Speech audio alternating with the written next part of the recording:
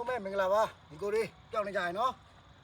ကျွန်တော်တော့အော်တိုကိုဆိုင်မှာညီကိုလေးကိုဒီနေ့ရောင်းချပေးသွားမယ်ဘိန်းလေးကတော့ကျွန်တော်တို့330ပေါ်ပေါ်နဲ့ model မြင့်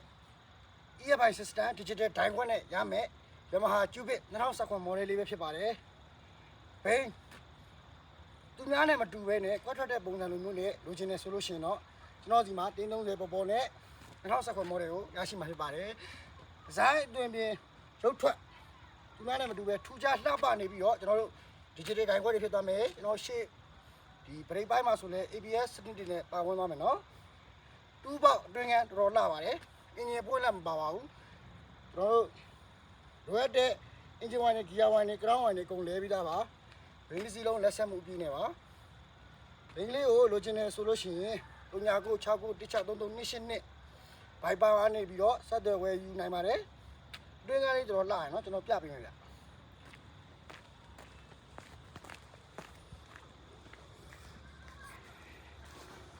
ဘိန်းလေးတော်တော်လှတယ်သူများနဲ့မတူဘဲနဲ့ကွက်ထွက်တဲ့ဒီဇိုင်းတွေမှာလိုချင်တယ်ဆိုတော့ကျွန်တော်စီမှာဝယ်ယူနိုင်ပါတယ်နော်ဒီတက်လာပါတယ်ကျွန်တော်တို့ LED display နဲ့နော်ကျွန်တော်တို့ idling တွေတော့ပါရယ်နော်2019 model ပါနော်ဘိန်းတော်တော်လှပါတယ် EFI စနစ်နဲ့ပါကျွန်တော်ဒီထဲမှာဆိုရင်လည်းကျွန်တော်ဖုန်းအားသွင်းတဲ့စနစ်တွေတော့ပါပါတယ်နော်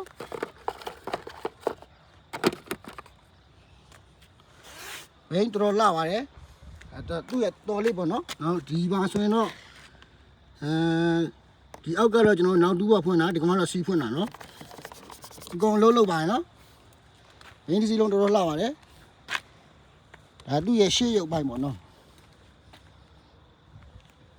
ဒီကွက်တွေမိန်တာဝါးတာတွေလည်းမရှိပါဘူးကြည်တောက်ရှင်းပါ